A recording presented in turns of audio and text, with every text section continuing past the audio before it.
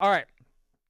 Carson Wentz, another one that needs to get rid of the ball faster. I've kind of come to the conclusion that his problem isn't that he's brittle, that there are issues with the training staff, that he needs to be on the TB12 method. It's a basic proposition. Don't let Aaron Donald drag you to the ground. If you don't let Aaron Donald drag you to the ground, you don't emerge from that exchange with sprained ankles. Not ankle. He's on the injury report, did not practice Wednesday. Ankles. Left and right. And that's something that Carson Wentz needs to learn how to do, or we are just not going to see very much of him ever.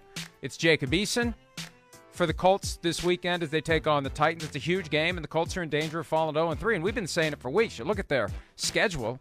My God, the first 5 games are crippling for the Indianapolis Colts. So Wentz, who has been banged up this year, won't play. Well, we don't know if he'll play. He didn't practice today.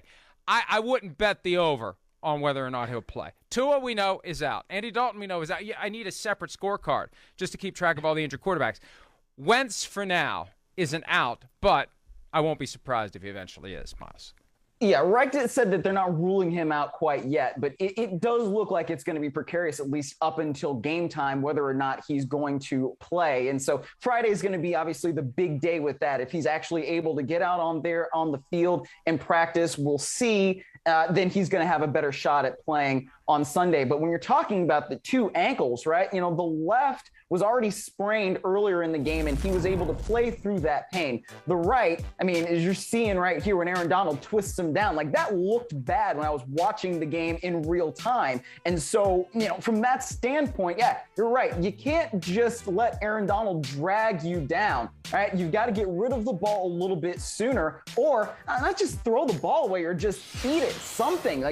When you're doing that, and you're almost, tempting fate to say, oh, I'm going to get an intentional grounding call instead of just taking the sack right here. So it obviously didn't work out very well, when you're trying to get rid of the ball there and Aaron Donald's dragging you down. But if this is an opportunity for Jacob Eason, and as it turns out that it might be, then it's going to be huge for him to say, what can I do in practice so that I really am prepared to go out there on the field and defeat the Titans? Colts have done very well historically against the Titans, especially in the last few years. So if they are going to kind of salvage this early moment in the season and not start out 0-3, what does Jacob Eason have to do to get ready this week? Because he was thrown in a bad situation last week where it's basically like you got just over 2 minutes left. You're down by a field goal. You need to go down the field against a strong Rams defense. And then he immediately throws an interception to Jalen Ramsey. Probably want to throw to the other side of the field, my guy. So,